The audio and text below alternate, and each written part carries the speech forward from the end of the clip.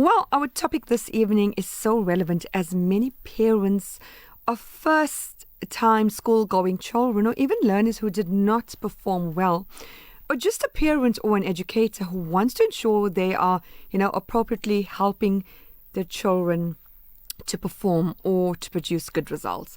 How can children and teenagers or learners just out there, produce good results? Well, there's so many, by observing, listening, exploring, experimenting, and asking questions. So, you as a parent, that's me too.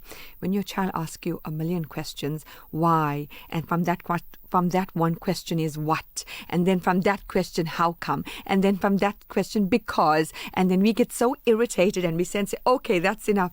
Well, they are actually exploring. Well, our topic this evening is so relevant as many parents, as I mentioned, are first-time school learners are definitely going to gain some tips. Well, being interested, motivated, and engaged in learning is important for children, Once they start school, it can also help if they understand why they are learning something. We as educators or even as adults, right now when you think about it, everyone you meet is a motivational coach. Everyone you meet is having a seminar and a workshop. Everyone's having a high tea. Everyone is doing some motivation or something. I know besides going there for the food or the free gift, why are they doing it and why are we attending? This is something which we should question. What are we gaining? How are we benefiting? How is this going to help us other than being on social media or having it on your status? I received an email from somebody and I was trying to get that email and read that. And that's so relevant to current times. Well, it can also help if they understand why they're learning something new. And as your child gets older, your child will enjoy taking more responsibility for their learning and getting more involved in making decisions about learning and getting more involved, in everything about learning and organizing activities. Your child keeps learning, from you over the years. They keep on learning, you as a parent, you as an educator, even you as the malumi, the taxi driver, or even you as the parent or the neighbor. Your child sees and they absorb and they imitate. Ever thought about it like that? Well, your child goes to primary and then secondary school. You can help your child have a positive attitude to learning just by being positive yourself and showing your value that learning, that provides in schools and why it is so important. Early learning is very important in primary schools. We say those are the foundations, especially, a child in primary school. Children learn the different ways. Some learn by seeing, some by hearing, some by reading, some by doing. And all, children benefit from having a variety of learning experiences. We forget that there's no right way to learn. And this is so prevalent, We forget that children still learn through play, experimenting, exploring, creating, and your community connections. Also, if, your family speaks a language other than English at home, this can be a great way for your child to grow up as a bilingual or multilingual learner. And when you're looking at our country, South Africa, this is the setup. So we as educators sometimes go into a class, since we are first language speakers, we think or take it for granted that no, our children are going to understand us. But we have to think again. Well, our guest in studio is Miss Sakina Meeta, first time to School Matters from Spearman Primary. Assalamu alaikum. Abdullah Sumaya, our gracious host of School Matters, and my salams to all the listeners of Radio Al Ansar. And how are you doing? How's your holiday thus far? Alhamdulillah. I think every teacher will agree it's way too short. Do you know, what was it, 4 weeks? 4 weeks exactly. Normally it's 6. Normally, yes. Yeah, I read that somewhere. And then you had the public applauding that, teachers are at home and they're getting a full paid salary. They should have 4 weeks. No, they should have 6 weeks. I would say 8. Do you know, we are starting a new year very soon. we have first time children going to school. We have children who never perform well. We have parents of teenagers who are afraid. What can they do to ensure that learning is taking place? And it's something that where we tend to think, how can we as parents or even as educators try to make a difference? Especially, how can we assist, other than asking our children, is your homework done? So how can we equip our children to learn? This is so important. How can we equip them to learn? Sumaya, I think that is why I applaud the choice of topic. And I think it came at the right time, just as we are entering the academic year for 2024. And I think my opinion is we need to take a step back and actually explore the idea of what learning is. Yeah. And the fact that Islamically, we believe in Iqra, from the cradle to the grave. And I think the problem has come in, especially from a public school perspective, is that we think learning is something that is just done at school, when we don't realize, especially as parents, that learning begins the moment the child comes out of the womb. And as parents, we are our role models, and how our children learn is a reflection of what goes on at home. The other part of this topic that I want to explore is that expectations. As teachers, we expect children to be able to learn when they come to school. Yeah. And as parents, we expect teachers to perform miracles with our children. And so when we talk about school readiness or readiness to learn, there are so many factors that happen before the child comes to school, and that should happen after the child leaves school. So this expectation needs to be explored and to be met, and parents need to be honest about what condition they send their child to school, starting whether it's 00, grade 1, grade 7, grade 12. We need to explore what kind of expectations they have of a school. That being, I'm sending my child to a school that costs 400,000 Rand a year, and then you expect a miracle from that school when you don't realize that factors that affect learning go way back. It goes back to diets. What are you feeding your child? It goes back to family dynamics. What is happening at home that is affecting the child? It goes to the environment. What kind of school is it? Is there bullying? Is there factors, some are poor, some are rich? All these things affect children and how they learn. So I think the first step is parenting. Those are the foundations for learning for children. Do you know, life has changed so much, where when you think about going to school or starting school in the new year, it's about getting your uniform sorted out, ensuring that, you have the name brand kits, the name brand stationery, even though school has a conduct, school code and of conduct on your dressing and tie and hair, but you still have children, with the latest accessories, hairstyles coming to school. It's about how I'm going to go to school, in whose car, and who's going to see this. Life has changed a lot. Humbleness has gone out of the door. And we as parents tend to lose the plot sometimes. Absolutely, and I then, agree. There was another article I came across that currently in this day and age, there are more tutors than educators. That should tell you a lot. And that is also, I have to mention the word privilege. That's coming, all the things you've mentioned is coming from a background of privilege. And so I'm going to relate it from a background of non-privilege, where in the public schools, we face a totally different scenario. Yeah. And I just think that as a teacher who is Muslim, all I can do is impart the values that I have as a Muslim, whether it is a public school, whether it is a private school, whether it is an Islamic school. But the fact is, as a Muslim, I need to teach that we are all equal.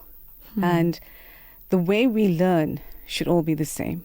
The values that we are supposed to have should all be the same.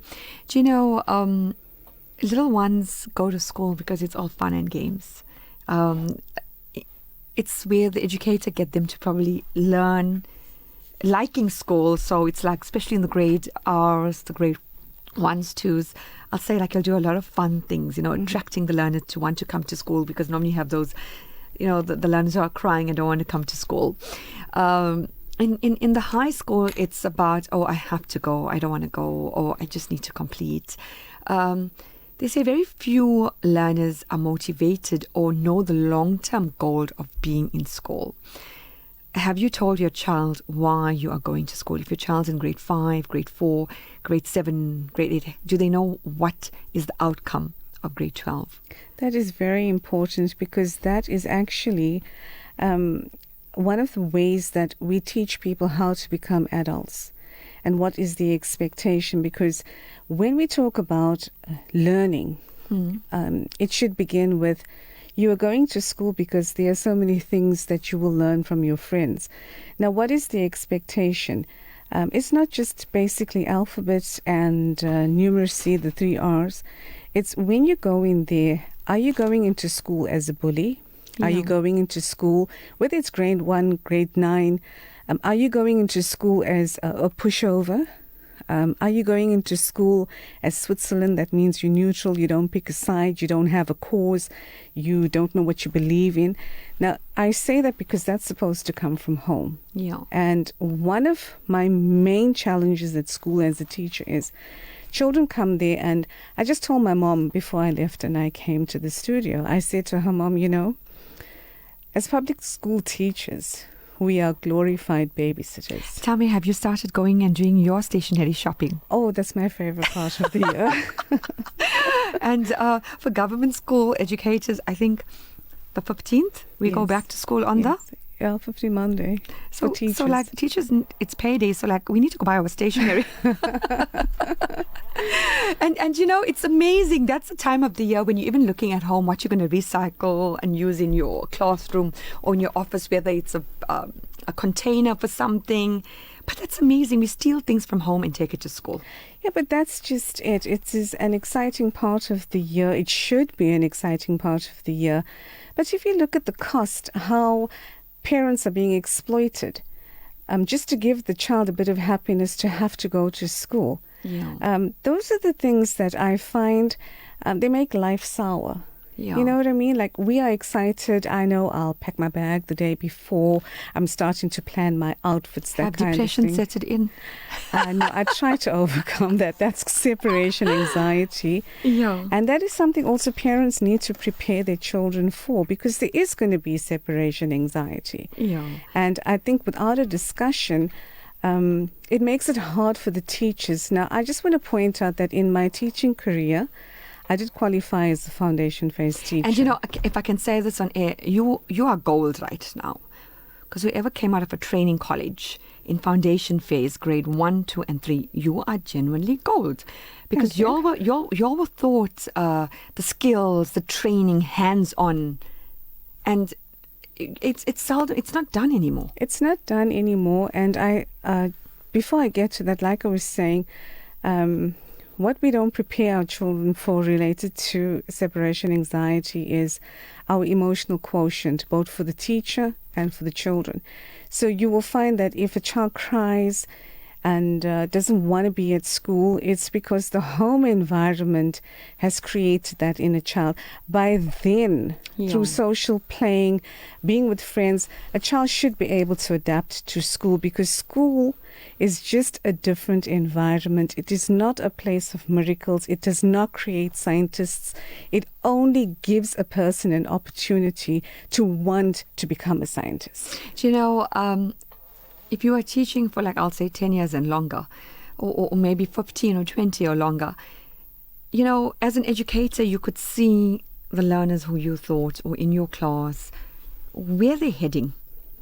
I mean, you probably seen many. Yes. you could see, that's the next spokesperson for something, or that's a leader, or that's someone's going to go into the arts, or that's going to be a disciplinarian, or somebody who is, jovial, someone's going to go into sports, or you can see that in your learners. You will be able to suss it out by the amount of time you spend with the child. That is absolutely true, which is why I would advocate that every teacher should have done some sort of psychology 101 or some part of it, and even as a parent, because what we fail to understand is from birth to 4 or birth to 5, because now the age of entry for school has been lowered. Yeah. And what we've done to the child from then in terms of their expectation of learning, how they will learn, what interests do they have, what you've done to your child, the teacher cannot undo except by example. And there is no guarantee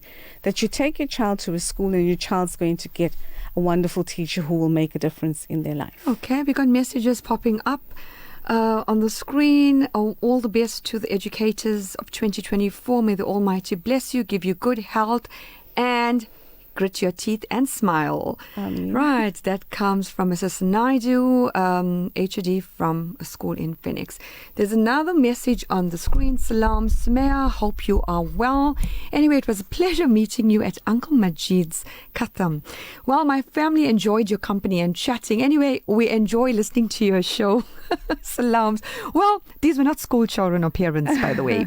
Anyway, Jazakallah, much appreciated that we have people who don't have kids in school listening to School Matters. Yes. Well, alhamdulillah, this year School Matters is 18 years, Sakina. Wow. You remember the very first seminars we should have going back in time. To the listeners out there, if you know Sakina Mitha, she has always been our scribe. Our scribe came with the certificates, with the fancy writing. She sat there and she wrote. She was a lady who always assisted me behind the scenes. Never in the front, always behind the scenes. Well, it's an honor and a pleasure to have you on the airwaves of Radio Al Ansar, on School Matters, educating everyone. Can you tell us a little bit about all the caps you wear? Because I've always seen you in lots of things, but maybe for listeners out there. Sometimes I try to define myself exactly what do I do. The other day over a meal, and I believe, spending quality time with your family is important. Yeah. So I got my daughter was sitting and itemizing what does her daddy do? And what is he involved in? Because I'm always everywhere. So amongst a few things, firstly, I'm an accountant by profession, and that's how you recognized me. That's my profession. But my passion, Sumaya, is I would like to think I am, what can I say? I am an activist. I'm also a life coach. I'm a children's coach and a life coach.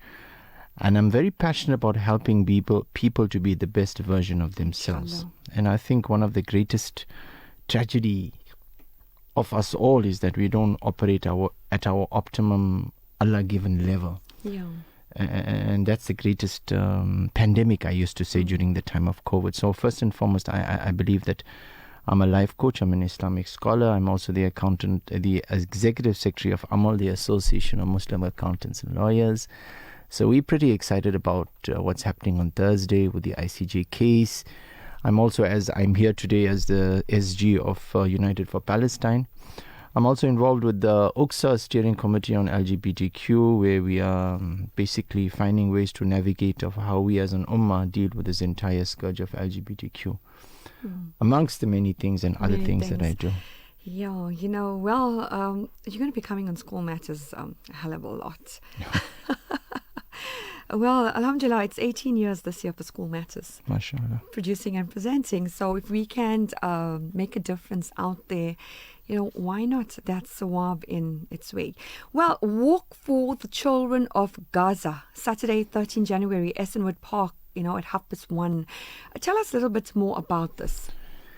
The reason, firstly, there's two things happening. One is, unbeknown to us, when we had planned this as the team of UFP, United for Palestine, we dovetailed this on the fact that schools in South Africa, kids are getting ready. My wife is also an educator, and she's dreading getting back on Monday to school. Depression set in. So today I had a chat with my daughter about prepare your list and make sure it's the absolute necessary and try and recycle what we've got lying in. And then you got your wife's list too. Yeah. So, whilst we are preparing and there is an element of joy in it, we thought that it's a very appropriate time to create an awareness, especially amongst our children and our parents, that whilst we are preparing joyfully to return to school, there is an entire population of children in Gaza that have the same pleasure and the joy that our kids have, Yeah. but they're either not existent. Indications are there are 23,000 people have been killed. Those are the ones of which the bodies have been recovered, and we can say at least 30,000 with the bodies unrecovered, of which 9,600 of those children, of those who have been killed, are children. So this is a huge population of Gaza, of the children of Gaza are not there. And this has to hurt us as an ummah. We cannot allow this aspect of our history to go unnoticed, to go unannounced, and our children to be unaware of it. Those children in Gaza, firstly, they have been killed or they have been maimed. And those who are alive, as an educator, you would know those children will suffer trauma for the rest of their lives. And what makes matters worse, Sumaya, is unfortunately the genocide that has unfolded there. Not only have they targeted innocent children, women, civilians, they've targeted every single institution of learning within Gaza. If the children were around and they wanted to go to school, then there are no schools. To give you some statistics, of the schools, 93 schools have been completely destroyed. 385 schools and universities have been destroyed. So every institution of learning, from schools to universities to the educators, have been killed in Gaza. So on Saturday, we want to create an awareness amongst our children, amongst our parents, to appreciate firstly what we have, and to not take our foot off the accelerator, and to send a very clear message to those who are complicit to the killing and the genocide in Gaza, that our children around the world, our children in South Africa, are remembering our children in Gaza. And we want the world and those who are complicit to stop this genocide in Gaza. That's really the message we want to articulate by our march of solidarity on Saturday. You know, Sakin and I were just talking about equipping the child to learn, going back to school. And there you have parents who are so heartbroken because they don't have their child to send to school. Or there's classrooms where there's no learners coming into that classroom. You know, I think if you haven't been touched and you know, really traumatized, I'll say it's traumatic for anyone around the world, then humanity doesn't exist. What would you say about humanity, Brother Subrati? Right now with humanity, you know, when sometimes you look at social media and then you think it's like, you know, we have these sect of people who show the empathy, these countries, you know, and then we have on the flip side who don't really care. You know, it's you can't fathom that. The litmus test. Litmus is a fancy word for an acidic test. Yeah. The litmus test of humanity today, in the day and age we are living in this apparent modern generation, is Palestine. Yeah. Whether you have humanity or not is whether you support, whether you are with the people of Palestine and you feel for them. If you feel for them, then you can truly believe that I have some sense of humanity within myself. And if you feel that what's going on there is necessary, if you don't feel any pain, if you feel no anguish, then unfortunately you are devoid of humanity. So it is a litmus test, and we've gone on as the United for Palestine to say that in the conflict of Gaza, there's no three sides. Yeah. There's no... Sorry to cut in. This is where I'm talking about expectations and how do parents bring their children in on things like this. So how would you teach humanity is encouraging your child to embark on a walk like this so that they are exposed. And when they see, then they can decide for themselves, which side am I going to choose? Am I going to be in solidarity with kids who have no schools left to go to? Am I going to be in solidarity and fly my flag like the current situation with the cricketer? I thought that was absolutely rude, and then to sit there like a victim. You chose a side, and we are choosing a side to defend it. And this is what life is. This is how we teach kids to get involved, to become a part of, to learn to make decisions. Yeah. So this walk is actually tying in so well with this topic. Do you know, at the very beginning of this last year, Sakina, I don't know if you can relate to me, and I'm saying this on air, in the education sector, at the very beginning, it was, no, it's a Muslim thing. I was told by many colleagues, no, it's a Muslim thing. But no, it's not a Muslim thing. It's a humanity thing. Which is why I was absolutely surprised at the silence in many public schools when SATU was one of the organizations that stood in solidarity with Palestine. Yeah, and the ANC. I mean, Yes. if you look at it. Listeners, these are the views and opinions of School Matters by Brother by Brother Subrati, by Ms. Smitha, and me, Ismail Khan.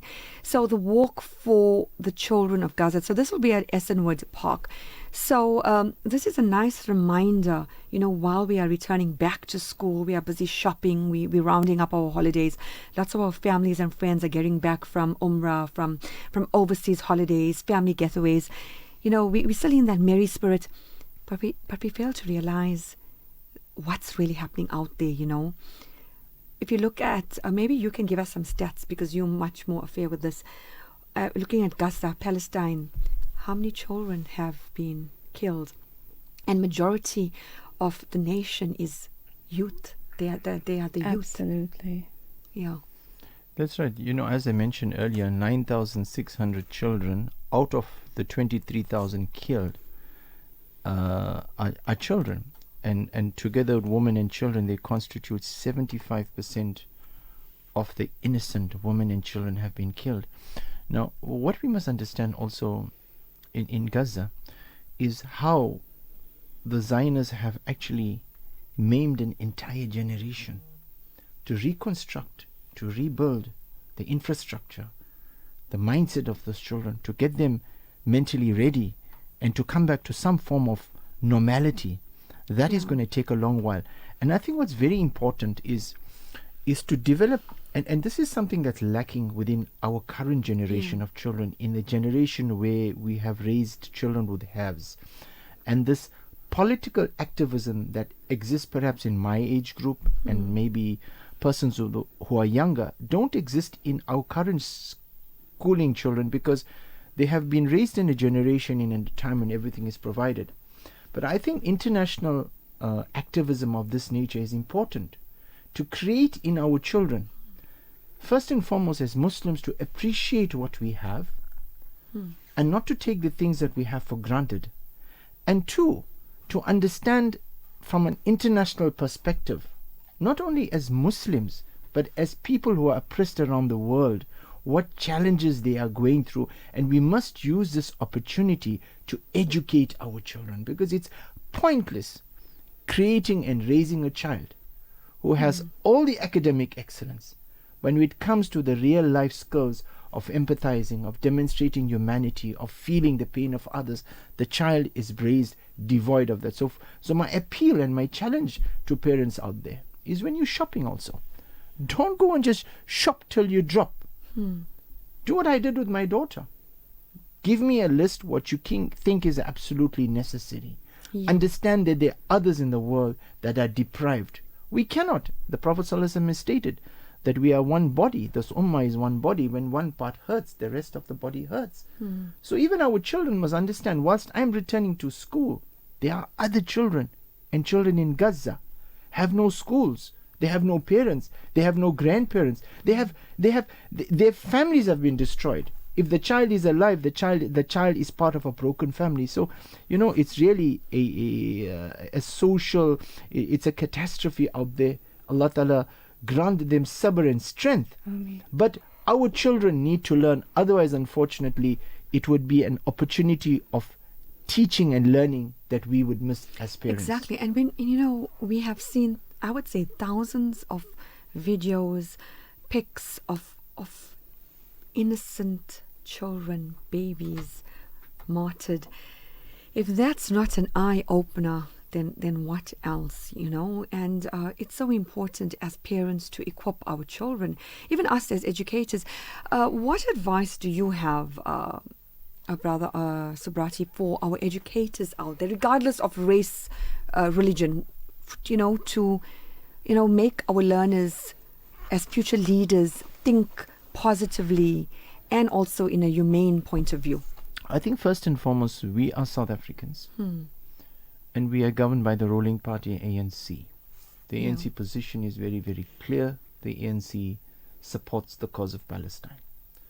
So I think from a country point of view, the South African government and by extension the Department of Basic Education, under which our schools fall, would be supportive of what's going on, of sympathizing with the people of Palestine. Hence, I think it's important that our educators, when they return to school, create this awareness that whilst we are returning to school, let us reflect and remember what is going on in Gaza. And perhaps in the life skills classes, have discussions. What do you think of what's going on? Create this opportunity to create, as I said, political and community activism in our children, that everything's not honky-dory as we have it here in South Africa. And also, it will also, I think, generate in our children, give them an international, because our children have been exposed to it, as you said, to social media. So I would certainly encourage classroom discussions over what's going on in Gaza, what do you think should happen, and how would you, and this is very critical. I think just to add to that as well, from a point of view of, for example, a history teacher, whether it is history at grade 4 or in the high schools, we must understand that history is being rewritten, taking aspects from the past, because my uncle was a history teacher, and he would always talk about what had happened in the past that was part of the history syllabus.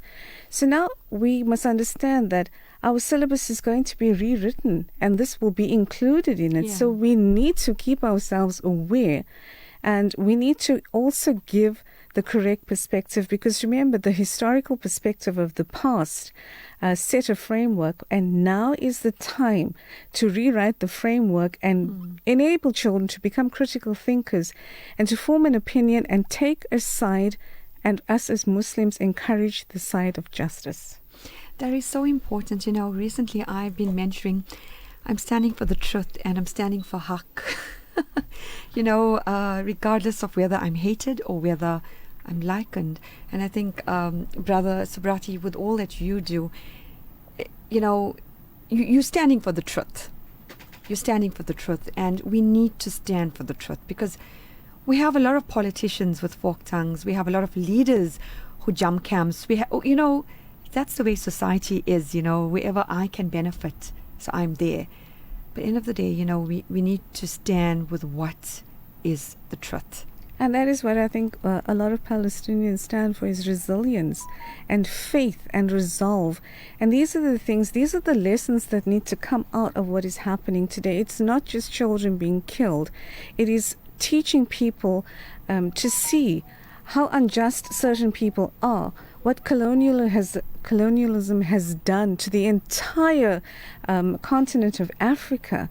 And just remember, if it can be done in Palestine, it can be done here. So it is time we stood up for what is right, and we need to teach our children by example how to stand up and be just, because that is one of our tenets of our religion. If you look at a current classroom, Brother Subrati, in a government sector where both of us come, listeners, again, these are views and opinions of Ms. Mitha and me, and our guest, Brother Subrati. If a child does something really wrong, whether it's stealing or injuring another child or harming another child, they're scared to speak the truth. They rather cover and shield for that child, fear. So we need to remove that fear.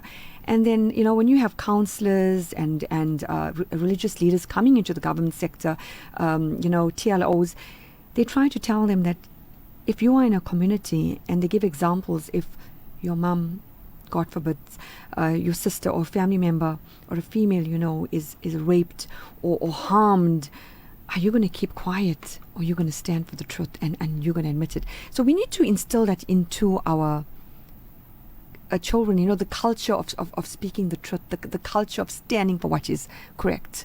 Absolutely. I have a young daughter. She's 11. Alhamdulillah, she's a lat lamiki. My eldest son is 25. So, Alhamdulillah. And I think the third one is 23, and she's just 11 years old. So we're blessed to have a daughter. So being the only daughter for kids, there's this tendency of being protective.